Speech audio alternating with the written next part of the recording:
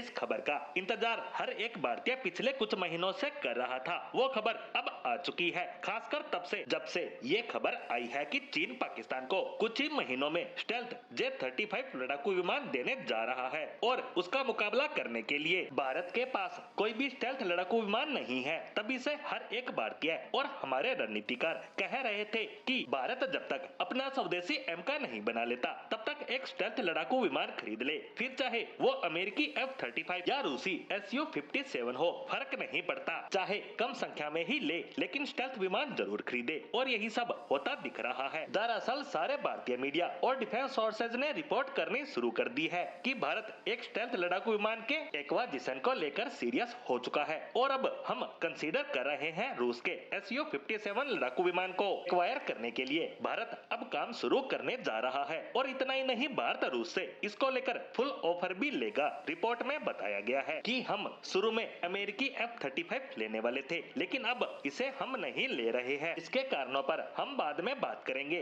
उससे पहले इस रिपोर्ट पर बात करें तो बड़े बड़े मीडिया हाउस और डिफेंस सोर्सेज रिपोर्ट कर रहे हैं कि भारत 5वीं पीढ़ी का स्टेल्थ लड़ाकू विमान खरीदने को लेकर सीरियस हो चुका है। हालांकि ये तय नहीं हुआ है कि इसकी संख्या कितनी होगी और अगर भारत इसका देश में ही निर्माण करेगा तो निश्चित रूप से इसकी संख्या काफी ज्यादा भी हो सकती है और इसका एमका प्रोजेक्ट पर भी असर पड़ सकता है, क्योंकि रूस की सरकारी मीडिया खुद ये बात कह चुकी है कि Su-57 को भारत में बनाया जाता है तो सेटअप लगने तक 25 से 30 विमान रूस में बनाकर भारत को दे देंगे और हमें Su-57 चाहिए भी अभी, और सेटअप लगाने में 2 से 3 साल का समय लगना तो निश्चित है। यानी 2030 से पहले तो ये देश में बन ही नहीं सकता और तब तक तो हमारा एमका भी बन जाएगा। ऐसे में अगर हमें 5वीं पीढ़ी के विमान अभी चाहिए तो इनकी डिलीवरी रूस से ही होगी। और इतने लंबे समय तक अगर देश में सरकार बदली और मेक इन इंडिया और आत्मनिर्भर भारत पर सरकार का रुख बदला तो इसका सीधा असर स्वदेशी एमका प्रोजेक्ट पर होगा।